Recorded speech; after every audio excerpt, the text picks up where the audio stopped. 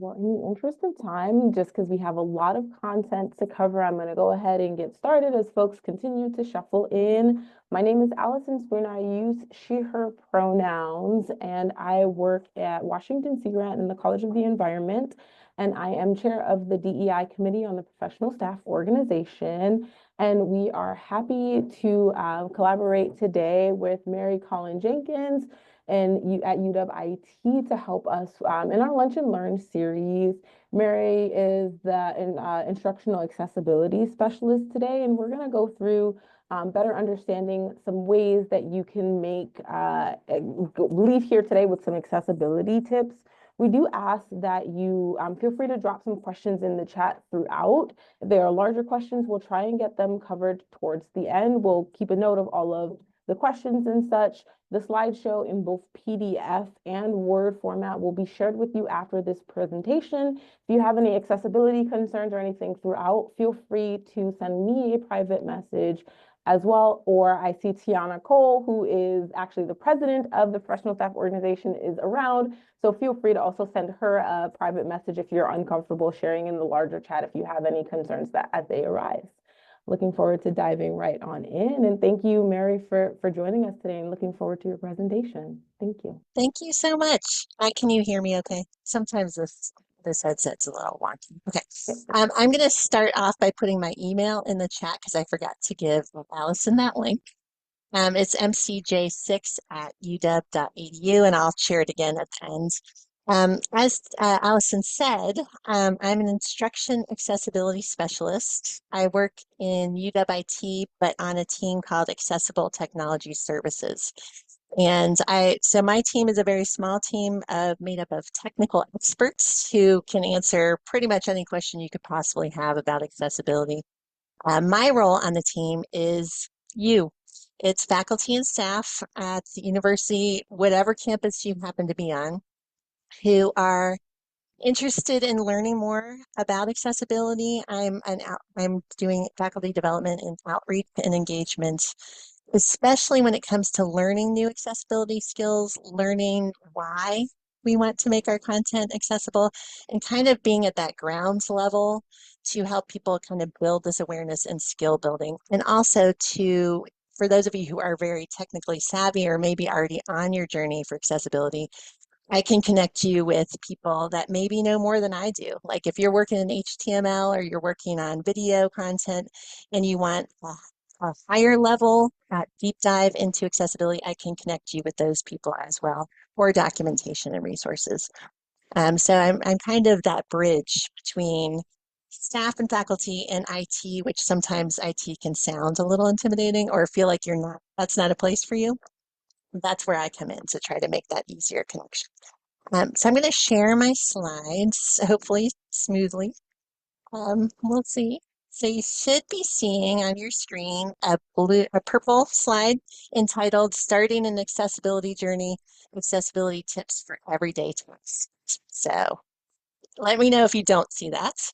But also on that screen, you will see a QR code, and Allison will be helping me by putting some links in the chat so you don't have to wait for the slides to get these. You can use the QR code if you're visual person and you're using a camera, or you can do the link, which should be in chat at this point. And that link tree is it's an app. It's a list of links that I think are really helpful to people. You'll see if you click on those that all the tools that I talk about today will be on that link tree, except some of the specific documents will be in the chat. It also shows you how to connect with me if you want some help. I can work with you one-on-one. I can work with small groups. I give tons of presentations and workshops to people across campus. You can meet with me for office hours. It also just gives you a lot of information that you can pick and choose from. So I highly recommend just playing around with that link sometime today. But our agenda, as Allison said, we have a lot to cover. And I do want to start off by saying, for some of you, this is going to be a review. I'm going to cover some very quick tips, and I'm going to cover things on a surface basis right now because we only have an hour, and because this is the first introduction that some of you might have to accessible tips and best practices. I never want to assume that people know everything. If this is review for you, good. But I do invite everyone to feel free to open something you're working on, to have open on a second screen or kind of half screen. Maybe it's an email you need to send. Maybe it's a presentation you're working on. Maybe it's a Canvas site you're looking at. So feel free to, as I'm talking, feel free to try to practice and looking for either the tools I'm bringing up or practice one of the tips that I'm telling you. So I'm happy if you're working while I'm talking, as long as it's related to what we're doing. You might leave having accomplished something before you go. So I'm going to talk about what digital accessibility is first. Then I'll give you 3 specific tips and tools that you can use and learn really quickly. You can learn these in the session, and then 2 hours from now, you can apply them again and remember it. You don't need any special training. Then I'll talk about everyday resources that are available to all of us to work on accessibility all the time.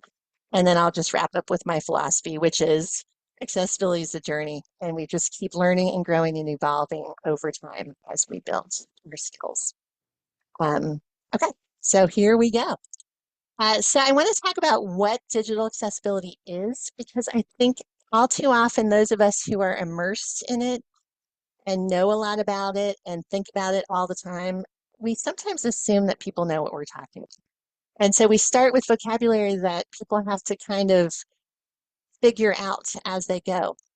And so when I'm talking about digital accessibility, I'm basically talking about anything that you create that you're sharing online.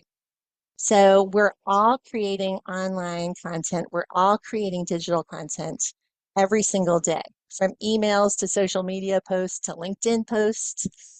Any sort of document we're creating that we're sharing through attachments or through OneDrive, that's all digital. That's all digital content. You don't have to be a technical person to be creating it all the time. And when we make that online content, we have to do some certain little skills. We have to know certain little skills and some tools to make sure that we're creating it so it's accessible to people of all abilities, to people who are blind or low vision users, to people who maybe don't have the dexterity in their hands to use a mouse, for people who might have difficulty focusing, or people who are colorblind. There are many reasons that people need us to do a little extra work in our design to make sure that it's accessible to them. We don't know who's on the other end of our content.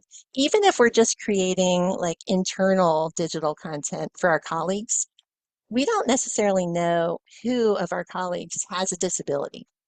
And we really shouldn't know that. We shouldn't have to know, oh, I'm going to create this, I'm going to put alt text in this email because I know, my colleague is blind. I have a blind colleague on my team, and I shouldn't have to know that in order for me to do some steps to make it accessible to someone who's listening, not reading visually.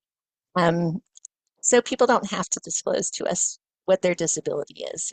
The goal is for us to learn enough so on our own we can create things that are as accessible as we can make them within our skill set. And if it's more complex, then we have resources on campus that can help us build even more complex skills. So the range of people I'm thinking about when I'm talking about digital accessibility is definitely disabled students and colleagues that we might have, neurodivergent students and colleagues that we might have.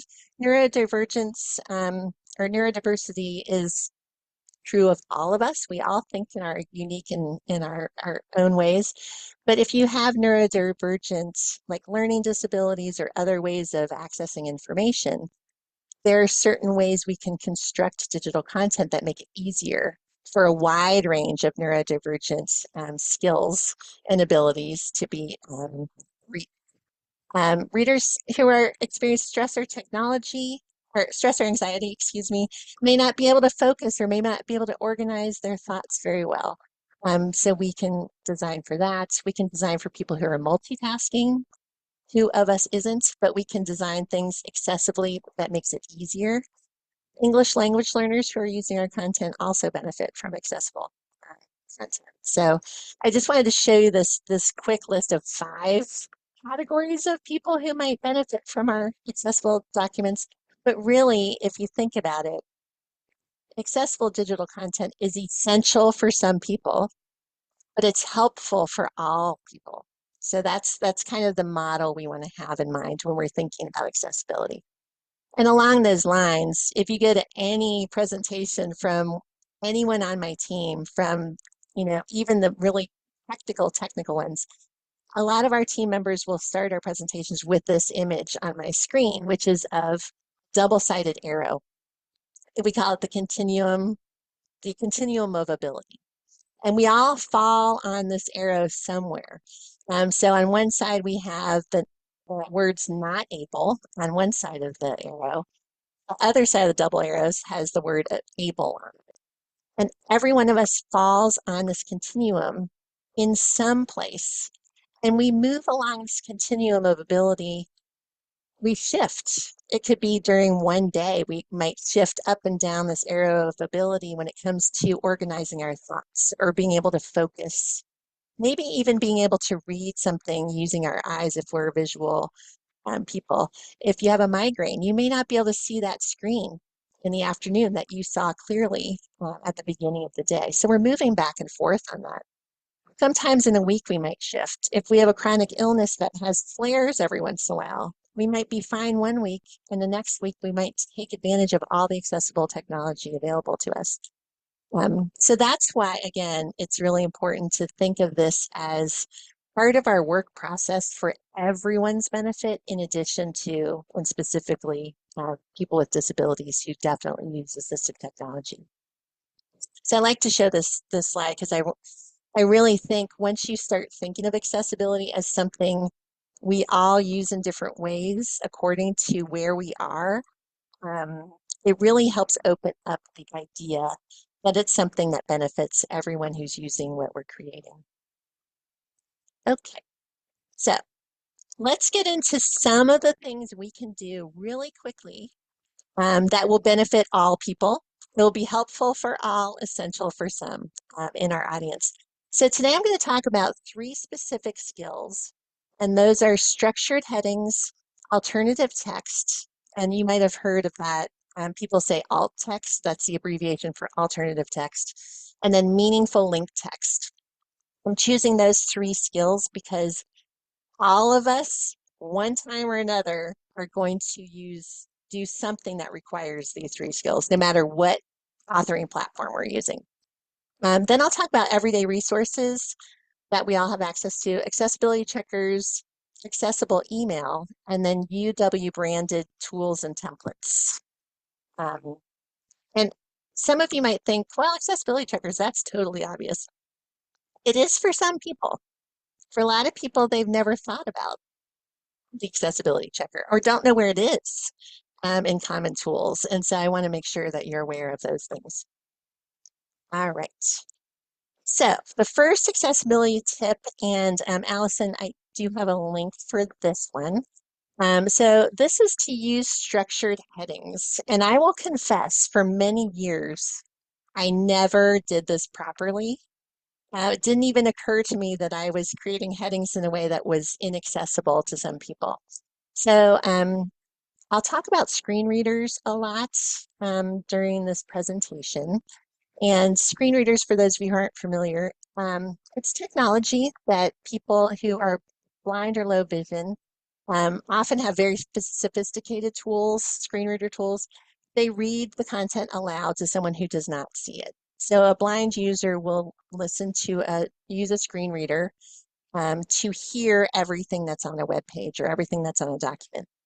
There are very sophisticated ones that cost money to subscribe to, and there are everyday ones. If you use Microsoft Word, you may have seen the icon for immersive reader. It's like a little book with a little pencil, I think, on it. Immersive reader is a very simple screen reader. And so any one of us who has ability to use immersive reader, that's a screen reader. Canvas also has an audio format that students can download. And what it does is it reads aloud all the headings that are in the page. So for example, if this slide that's titled Accessibility Tip Use Structured Headings, if that was a document or even as a slide, The screen reader would hear heading. Accessibility tip one, use structured headings. That's what the slide would read. If I had a document and I had a lot of accessibility tips on my Word document, it would say heading two, because I would make it a heading two. Accessibility tip number one, use structured headings. So a screen reader listener can skip down a whole document from heading to heading to heading, and they have in their minds, they can imagine an outline of the documents. You can also create tables of contents with these, so it's really helpful. So one thing that I used to do, and a lot of people do this by habit, I used to create headings manually. I would create headings just using the style tools at the top of my screen. So I would write my heading in regular text, and then maybe I would go up to the style tool and I would, or um, what's the word I want? The font tool. And I would maybe make it a 14-point font instead of a 12. Or I would highlight it and then I would make it bold, or I'd underline it or use italics. And for a sighted person, that shows as a heading. So it's easy for a sighted person to see those headings.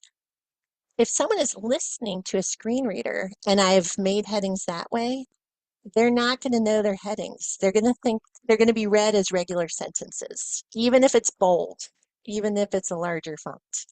So you have to use the tools in your content platform to make those headings officially structured. Um, so I'll show you where that happens in the next slide. So on this slide called Essential Tool Heading Styles Tool, I have some screenshots from the three popular authoring tools that we use at University of Washington: Microsoft Word, Google, and Canva. And in the Microsoft Word screenshot, you'll see I have a partial screenshot of the horizontal toolbar at the top of a Microsoft Word documents or an open document. And I also have below that partial screenshot of a drop down menu if you click on the tab there. And what you'll see, and you've probably seen this before, even if you haven't noticed it, you have, it shows ABCD, just a little icon, and then below it, it has the level of heading. So the first one is normal heading, then there's no space, heading one, heading two, heading three. If you're a screen reader user, you're going to hear this read to you because it's how the platform operates. So in a Microsoft Word document, to create a structured heading, you can type your heading as you typically would, put your cursor in it, and then click heading one, heading two, or heading three, depending on the level of heading you're doing. So heading one is for titles. You only use that one time in a document. Heading two would be the heading style that you want to use for all the main headings in your document. And then heading three or heading four would be any subheadings. So typically in my documents, I only have a heading one as for the title, only heading twos, because I rarely have to do subheadings after that. It depends on the content. It depends on the type of document you're creating. So a multi-page report would probably have headings 3 and 4 for subheadings. Google has the same basic structure. It just looks a little different. In the middle of my screen, I have a partial screenshot of a Google document. They have a drop down. So if you're a screen reader user, you're going to use your keyboard to get to these different menus or shortcuts. They have the same thing. They have normal text, title, subtitle, heading one, and heading two. Same structure that you would use. You just type in your heading and then put a cursor in there and then choose one of these headings, the appropriate one. Canvas has the same thing, makes it a little easier for you because Canvas starts with heading two. And that's because if you're editing in Canvas, if you're creating content, you'll always get a little title box that you can type your title in. That's above the rich text editor like content field.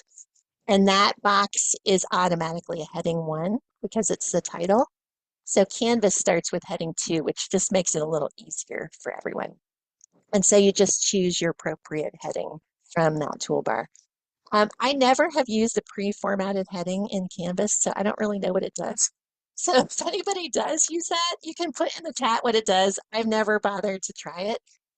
So maybe it has some cool feature that I don't know about, but I like to control my own headings. So I'm going to pause there for a second. If you have a document open, feel free to kind of look. It could be a Google Doc, Canvas, or whatever. Feel free to just look for a second and see if you can find that heading tool. And I'll let you know that it doesn't matter what tool you're using. This capacity is in whatever you're using. So if you're using WordPress, there will be a tool to do this. If you're doing Substack, there is an option to create an official structured heading. All of the major tools will have this. Are there any quick questions for, oh, I do see one. I just kind of opened the chat. I'll just answer this really quickly. I see Heather in the chat says, when would I use the title heading? So I often do not use the title heading, to be honest. If I were creating a multi-page report that had an official heading, and then I had a lot of subheadings, I would use that. That's for the title. So the title of your document is going to be a title or a heading one, depending on what you're doing. With Google, if you're creating a Google document, you do get at the top of the screen, right above the text field, you get a blank box, and that's where you put your heading, your title. That's the file name, but it can also be used as a title. So, like I said, if it's a short document, you probably can just start with a heading too. But again, it's very context dependent, I would say. Did that answer your question? I think, I hope, maybe. Okay, she says got it. Perfect. Any other super quick questions on this? Again, if it's more complex or individual, we can do it at the end. Okay. Under design tab, only see title. I might have to look at that one. Yeah, you might, well, you should see it in the home tab, actually, if you're in Microsoft Product. So you should be in the home tab and it should be across the toolbar. So let me know if that doesn't work. Heather asked, and I'll answer this quickly and then we'll move on and we can answer more questions towards the end. Heather says, would I use headings inside a table? No, you would not. You would use a heading, you would give your table a title. And there are ways to do that, which we will not be getting into today, but that's something to note for a future workshop. For titles, for tables, you want to have a title before you get to the table. So it would be separate from the table, but it would be right before your table is created in the document. Then you would put it would be kind of outside the table. Tables are complicated, but there are lots of good tools for making this accessible. Okay, so we'll hold off on the other questions for now, but hopefully we'll have time at the end for those. All right, so accessibility tip 2 is adding alt text to images. And I mentioned earlier, alt text is an abbreviation for alternative text. And I'll note here, today we're only going to talk about, there are only 3 types of images that kind of are related to this particular tip. One is simple images, one is decorative images. Those are the only 2 we're going to talk about. The third type is complex images, which we do not have time to talk about today. That requires a whole session because complex images have a lot of pieces to them. And we're really looking for what can I do really quickly and learn really quickly. So we want to have alternative text for images because, like before in my last slide, I had some screenshots of different tools. They were partial screenshots. I have alt text on all of those images. And if you download this presentation when it's sent out to you in the PDF or in the PowerPoint file, you'll be able to see the alternative text that I added. Alternative text is hidden behind I guess it's kind of invisible to all users unless you're using a screen reader. If the content's being read to you, all the text that's in that alt text field will be read aloud to you. Anyone who's looking at it with their eyes is not going to see alt text. It's hidden from our view. So what it is it's basically a quick written description that will allow someone who does not see that image but is listening to it being read. There's a little description there. So that person listening is going to get the same information about the image that the person seeing it is going to get. So we want it to be really quick because if I'm looking and I can see with my eyes what an image is, I'm going to quickly, like within seconds, have a sense of what that image is and how it relates to the rest of the content. We want our alternative text that we write for people who do not see it to be that quick. We want them to quickly understand what the image is and how it relates to the context, the same way a sighted person would. So you can imagine like trying to describe a picture to someone on the phone. How does what you see, how can you translate that to someone who's just listening to it? So what we want to do, and this is for simple images. So it, our alt text is going to be like a sentence or two, and it should reveal what the image is and how it's connected. There should be some meaning attached to it that the sighted person is going to get. So you're going to describe what can be seen in that image that points to the meaning. So I'm going to show you real quick. On my last slide, I had these partial screenshots of this tool, the headings tool. And I didn't tell you every single element that was in those screenshots when I showed it. I said I have a partial screenshot of a tool. It looks like A, B, C, D, and there are ways you can look down. There's a drop down menu. I didn't tell you the colors. I didn't tell you how many words were in each screenshot. I didn't really go into much detail. I just said those are screenshots. So even if you looked away or you were like reading an email instead of looking at my screen, you heard what I wanted you to know about it, that I was just showing examples. So what you want to do when you're writing alt text for an image in one of your slides or a screenshot you're sharing is you only want to tell what the point is. You don't need to say the sky is blue if you're showing like the picture of a pine tree with 4 branches on it and you're talking about biology, or it doesn't matter what color the sky is. What matters is what's in front of the person. So you don't always need color. You don't always need to show what every single thing is in the picture. You just want to refer to the most important point of that picture. It takes some practice. It's kind of an art and a science at the same time. It used to take me a really long time to write good alt text until I got used to figuring out how to do it.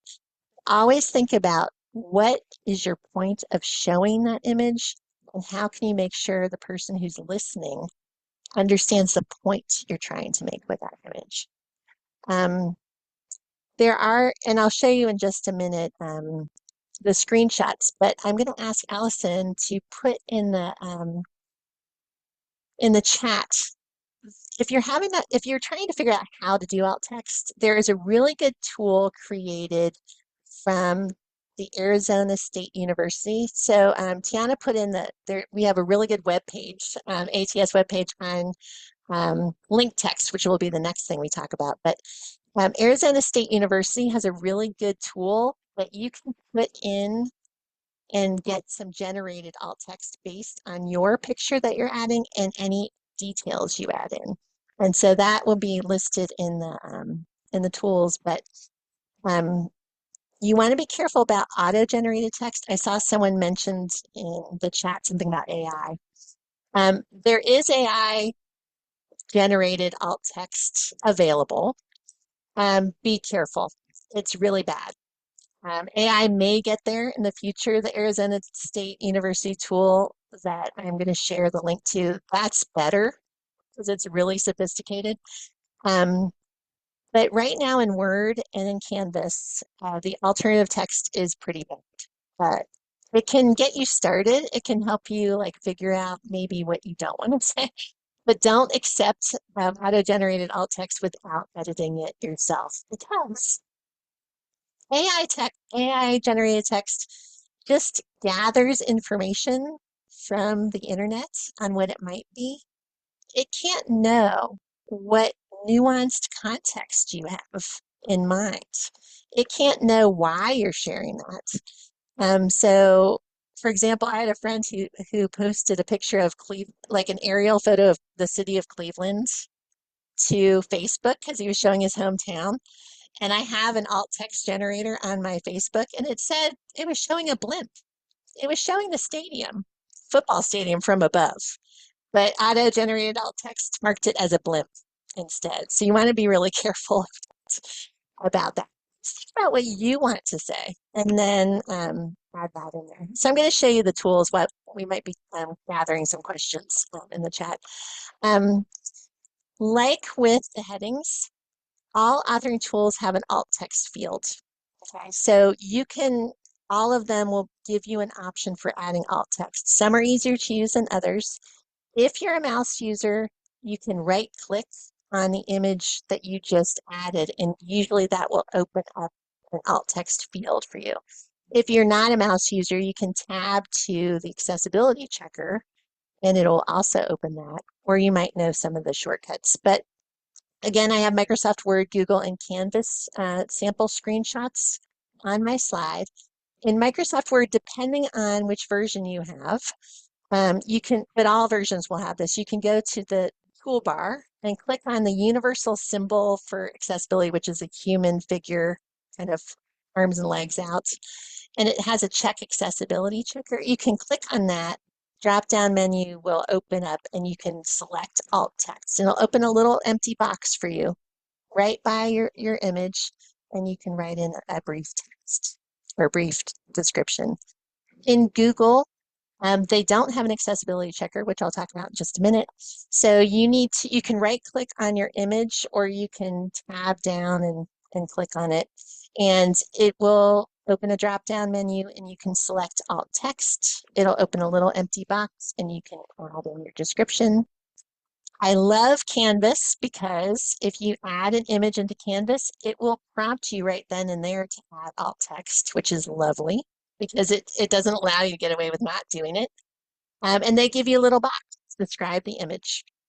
And I want you to note on the screen, there's also in Canvas, and Microsoft Word will also allow you to do this.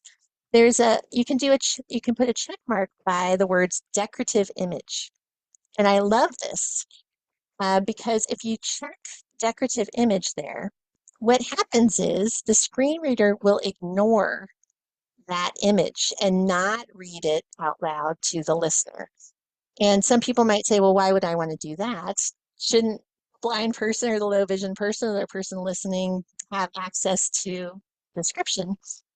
The reason you might want to mark something decorative is if it's not important to the meaning of what you're trying to share, if it's just a pretty picture to add visual interest to your slides or something like that, a screen reader user who's listening to every single thing all day long doesn't really want extraneous material.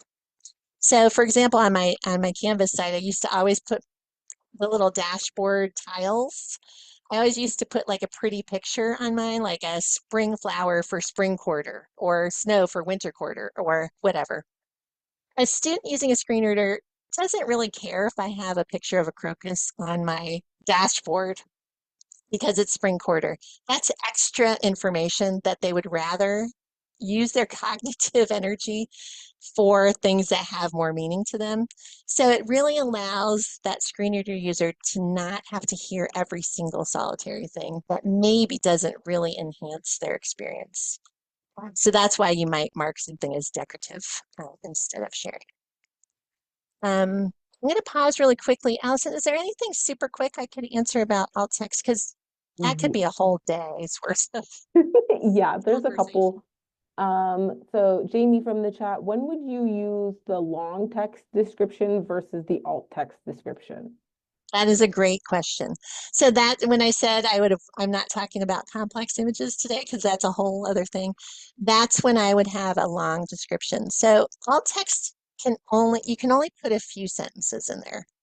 Um, what I would use for a longer description is if I had something like a diagram I'm sharing with my audience.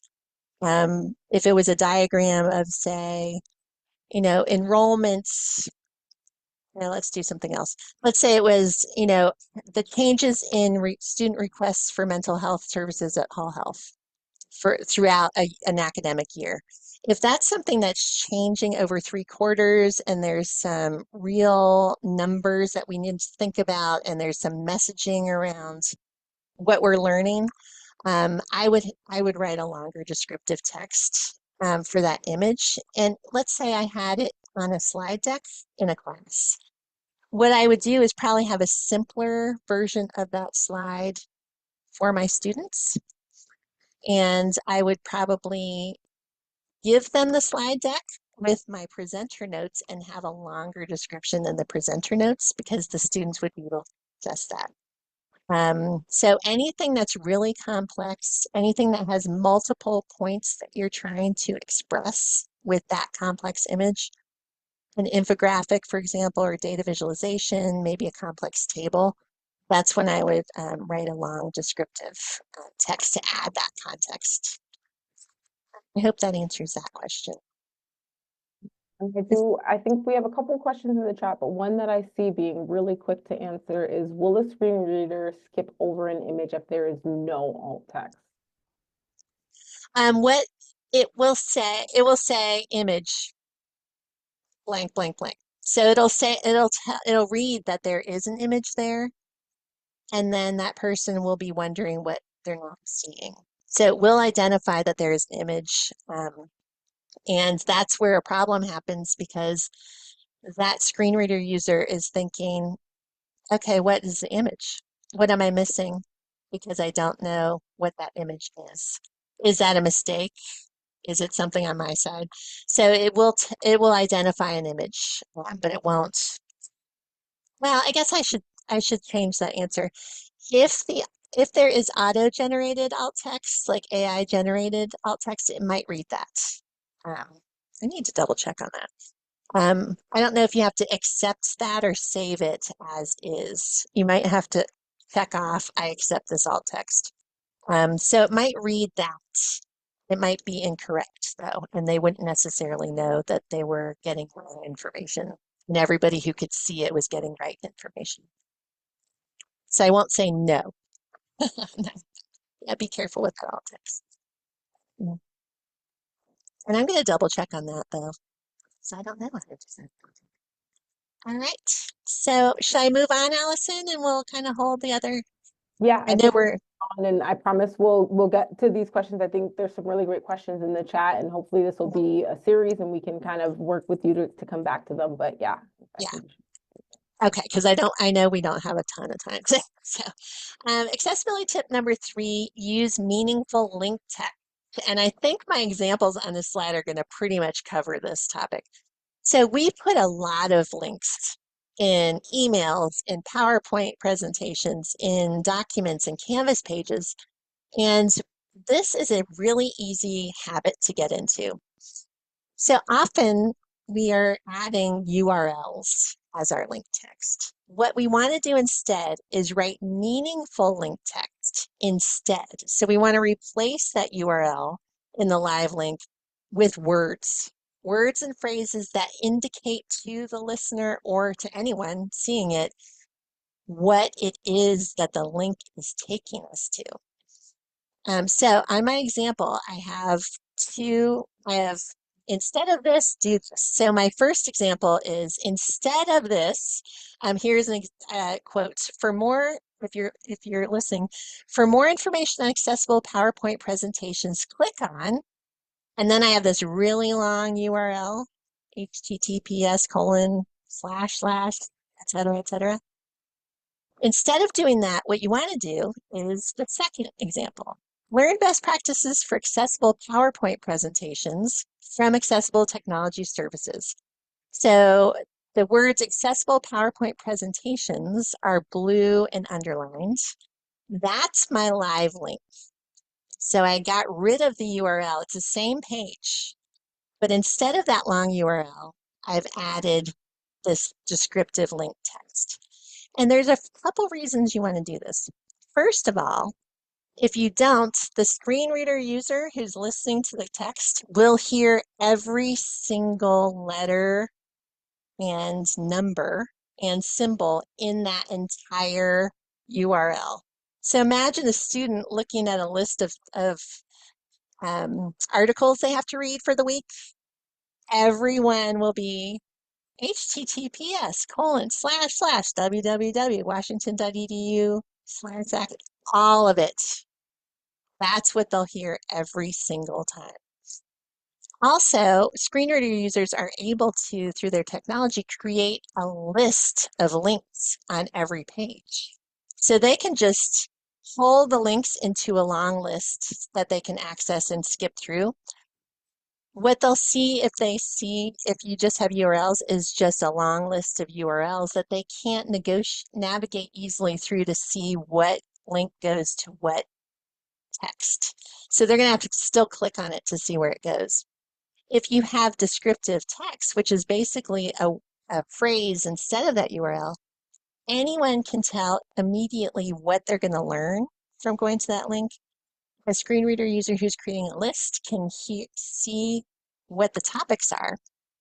And for students who maybe are seeing the text, maybe there's a broken link on your Canvas page. They can say, oh, that link for accessible PowerPoint presentations is broken, Professor so-and-so, instead of saying it's that third URL down the page that's broken. So everybody benefits from being able to know exactly what the link is going to. And you might have to rearrange your sentence a bit to make it work grammatically. Like you can see it's the same information, but I have a slightly different sentence. That's just kind of a side benefit for creating meaningful link text because your sentences are going to be better because you have to do a little more typing to get those in there. So that's a really easy thing for all of us to do.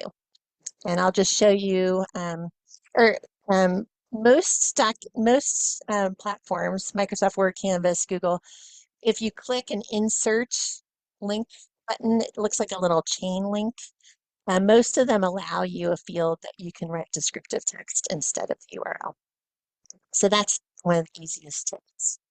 But if you think of how often you're creating something with headings, with screenshots or other images, and with links that you're sharing, you can really think about how quickly you can enhance accessibility of everything you're doing just with these three things that we talked about. Quickly, accessibility checkers. Just want to go over these really super fast because you might be disappointed if you're a Google user. Accessibility checkers are great. They're easy to use. Think of it as your editing, part of your editing process. Microsoft products have the most robust and easy to use accessibility checkers. They're very interactive. They explain why you're doing what you're doing. They give you congratulations if you fix something.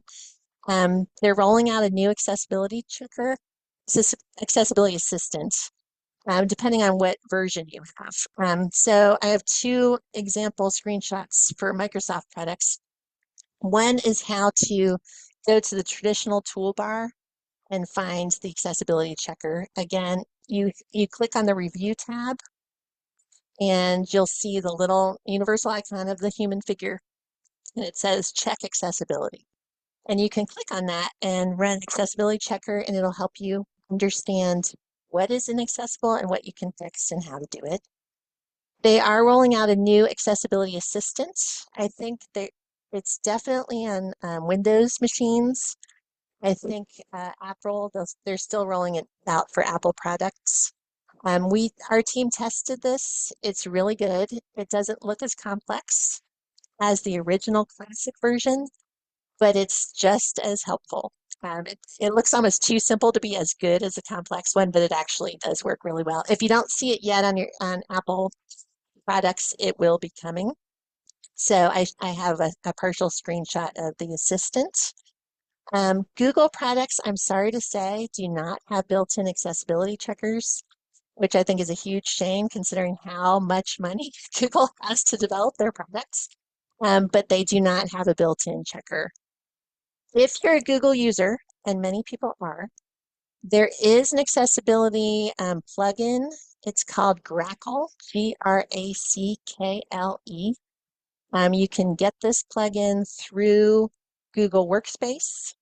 You have to use your own Gmail account, however, to use this because the University of Washington does not support Grackle. There were too many privacy problems and security uh, gaps in Grackle when it first was introduced. So our team was not even allowed to check accessibility on it because there were too many privacy concerns. We will be reassessing Grackle. This is like 3 years after the fact, so hopefully it's better. And I really hope that we will offer this as a university-wide option. I'm supported by the university for everyone, but right now you have to do it on your own, I'm afraid. I really hope that changes quickly. So with Google, you just want to try to use your best practices in your design as best you can. Okay. All right. Canvas. I know not everyone on the call uses Canvas, but you probably have some access to it. Um, Canvas, I can spend a whole session talking about Canvas accessibility checkers with everyone. I'm just going to say for now, there are two levels of accessibility checkers on Canvas right now.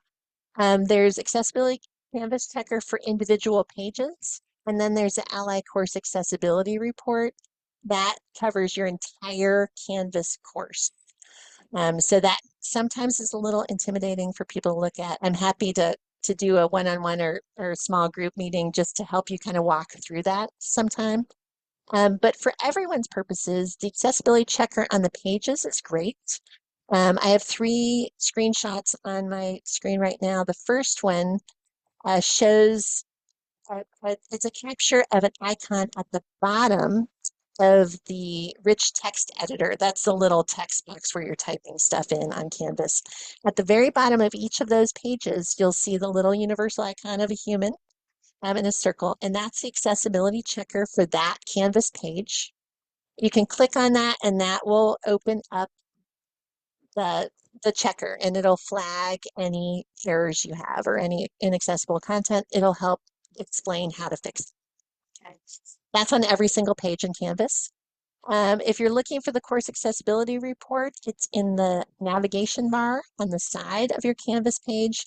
It's called Ally Course Accessibility Report. And my screenshot below shows an overall it's like a dial, a pie chart of all the content on a Canvas page that has accessibility flags or all the content, and then you can click on it, it'll show you accessibility challenges and help you fix it. It's a little more intimidating. Um, just kind of take it, don't be worried about it when you see it. If you have a score of your whole course that's kind of low, it might be a lot of files. It might be things that are easy to fix. You just have to kind of take a breath and then just kind of go through it one point by one point. So I just wanted to let you know that the page checker is great. Very useful and very easy to navigate. All right, so we're running low on time, so I'm going to kind of power through the next couple. I just wanted to point out accessible email is a really important thing to practice. The same best practices apply to email that they do to other documents. One thing I didn't mention in other areas, but are really particularly important for email, is using formatted bullet lists. If you have a lot of content in your email, or if you want someone to read it quickly and absorb it, like let's say you have 3 questions you want them to answer for you, and you can think how many times you ask a question in email and people ignore it or answer something else that has nothing to do with what you want them to answer. Use bulleted lists in your emails. Those are easy to read for everyone. So they're visually accessible, but also a screen reader will read how many bullets there are and tell the user which bullet point they're on. So screen readers will say bullet list item 1 of 3 bullet 2 of 3, bullet 3 of 3. So that helps someone who's listening know right away that there's 3 items in that bullet list. It's very nice styling and design for email for accessibility. You still want to use alt text or alt text for images you include in emails you don't know who on the other side maybe can't see. Um, Outlook does have the most robust tools because it's a Microsoft product. They really build accessibility tools into their content. Google, you can do alt text for images in Google emails. You can also add descriptive links. You can use bullet lists, but you can't do headers in Google email at the moment. You can do headers in Outlook. Um, a cool little app is the Hear My Name app. It's a free app. It records you reading your name. So if you have a name with unusual pronunciation, you can record yourself saying your name slowly so people can hear how to pronounce it. That's a nice little addition to an accessible email because it shows you really care about pronunciation. It opens the door for people to correct you if you mispronounce their name. It's just a nice little feature. And you can also request accessible email in Outlook. Anyone who gets an email from me or will see Mary Colleen prefers accessible content. So it's kind of me keeping that conversation going as we go. Okay, this is an important tool that I want you to be aware of. And again, the links will be in the chat. University of Washington has branded tools and templates that are accessible. So for example, the template I'm using for my slides today, it's a UW branded PowerPoint template that has been designed to be accessible. There are several, I think there are 4 or 5 PowerPoint templates. Right now, template A and B are the ones that are accessible. The other couple are being reviewed and they'll be updated for accessibility. But right now, template A and B are accessible templates. So it kind of does some of the work for you. You still have to do some other things, but there's also the UW Visual Asset Collection. It's a library of images related to the University of Washington. Images from campus, images of huskies and balloons and all kinds of stuff. A lot of those images, I think most of them, already have alt text assigned to them. So when you use them, it's going to populate it with alt text, but always be sure that the alt text is suiting the purposes you have. And then just to wrap up, um, accessibility really is a journey. I started with small stuff, but we're already at the end of the hour, but it takes practice and it takes some time. But these are things that we can build into our process, especially these smaller things. It might feel like it takes a little extra time, and it will until you're used to it, and then it becomes a habit and it becomes part of your workflow. And once it does, then you can level up your game a little bit and maybe learn something more complex or learn how to do tables or learn how to there's always something to learn.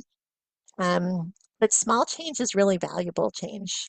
Headings alone are one of the most common complaints students have to DRS about inaccessible content. Lack of headings. That can save a lot of time for a lot of people. So just keep learning, keep building, keep growing, and just try to put these little things into practice and then go to the next level as we go. So I'm going to put my resource slide up. Again, it's the link, but it's also my email address. And then Allison, do we have time to address some questions? I see there's a lot in the chat. So There are quite a few questions in the chat. I'm going to run through some of the easier ones, but rest assured that if you've registered for this, you will get the links to the presentation, the recording, as well as we'll work together to answer the questions and send those out as well. One of the quick ones is the prefers accessible email that you mentioned, that signature, is that something that's in your signature in Outlook, or how do people see that? So it's not in my signature, and there are settings, and I should have brought a link to the documentation, but it just pops up. So if someone's responding to an email from me, it's going to be at the very top of the screen. It's just a little notification.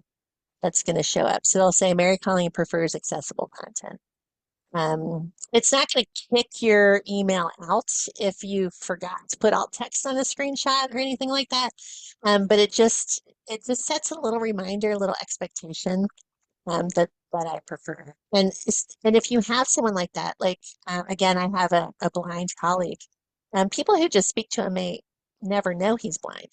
But if that is there and someone takes a little extra time to make sure, then he doesn't have to ask specifically or send it back and say I couldn't read it. So yeah, it's I'll look for that in re, the reply email. I'll make sure there's a link to how to do that in Awesome, thank you. And Mhm. then sometimes URL defense, which is run on every UW email, breaks down the links, and it's helpful for people to be able to see what the actual link is supposed to be. Mhm. How could this be accommodated so that people can use the link without it adversely affecting people using screen readers?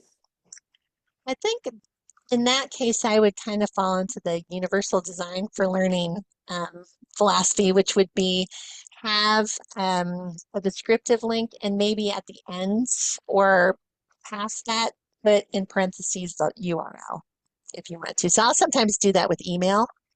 I'll say, oh, here's so and so's email, and I'll make their name a live link, but I'll also put their email address in a parentheses right after that. So it's kind of like effective redundancy, having both will help everyone if it's possible. If not, then you can default to that URL as long as you don't have a huge list of URLs that someone has to go through. So it's kind of context dependent, I think, in that regard. There are quite a few questions, but I will, one really quickly that we did put some links in the chat, but is there a certificate or like you'd have recommended learning path? There was a couple that did get put in the chat, but if you have any that you specifically recommend, Mhm. love to hear about that. Well, I'm super excited because there hasn't been a UW-wide announcement of this. We now have um, well, I'll send it out, but we now have a university-wide subscription to EQ University. Let me see if I'm going to stop sharing if I could. Um, so this uni DQ University is an enterprise-wide digital training platform. So that's a huge library of accessibility skills for all levels. And I'm going to see if I can quickly find that link. And we're going to launch it pretty soon. Well, it's launched, but we were gonna announce it pretty soon. I'm gonna have to send it out after this email or after this meeting. But DQ University is free. It's available to anyone with a net ID, and it has everything you can possibly imagine. So if you're saying to yourself, this was great, but I'd like to learn about PDFs because that's my big concern right now, you can go create an account with DQ University. There's a whole learning, like free learning training program on PDFs. So there's a fast track one where you just get documentation, and then there's another one, a deep dive that has documentation and video and some examples. So I will definitely share that out with everyone. If we have a minute, I can kind of pick around on my computer and try to find it. But it does it does require you to sign in and get So I did so I'm actually trying, find someone put the oh, link earlier in the chat. It was wonderful. Shared them. I can't remember who thank you. exactly shared it, but thank you. And I did Here, reshare it down at the bottom. It looks like Dolly. okay. So folks do have Yeah, access to that. And then I'm again, we'll put this the yeah, resources at the I'm end. putting it right back in there now, our instruction page, because it's a little clunky to get in there. So the instruction page, DQ University for UW users, follow the step because it's way clunkier than we want it to be. There are 5 steps or oh, seven steps for logging in.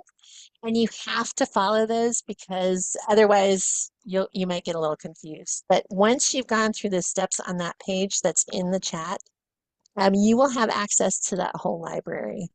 of resources, brand new. I'm super excited about it. Students can use it. Anyone with a net ID can access DQ University. And I'm working right now on a recommendation sheet for faculty specifically, because it there's a lot of technical stuff, and I'm trying to figure out a way to kind of cut through a lot of it so you don't have to go through an entire course in order to get some key features. But play around with it, please. I welcome you to do so. And if you have any trouble or any comments or feedback about DQ, please send it to me, because we can talk to the vendor, we can talk within our team about making it easier or things that people would like to see. And the AI helper on that is actually really good. So if you just want to ask, how do I do this? You can type it in, and it's actually a really good, trustworthy training on AI. Oh, ooh, we did run out of time, didn't we?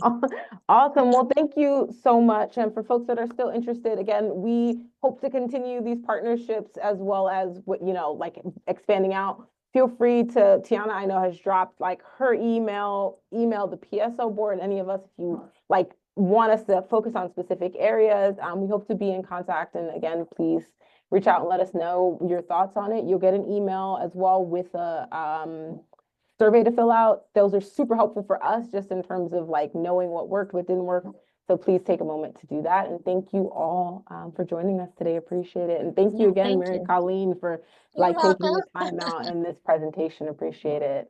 And again, I invite you to reach out to me if you want. If you think your team, like your department, your unit, would like something like this, I'm happy to do this for departments. I have other topics that I can do this on as well. So share what you want to learn, and Allison and Tiana and I can talk, and happy to help. Just so don't hesitate. So thank you Thank you all. so much, Mary Colleen. We will definitely be in touch with you in the future, and excellent presentation. So thank you Thank so much. you.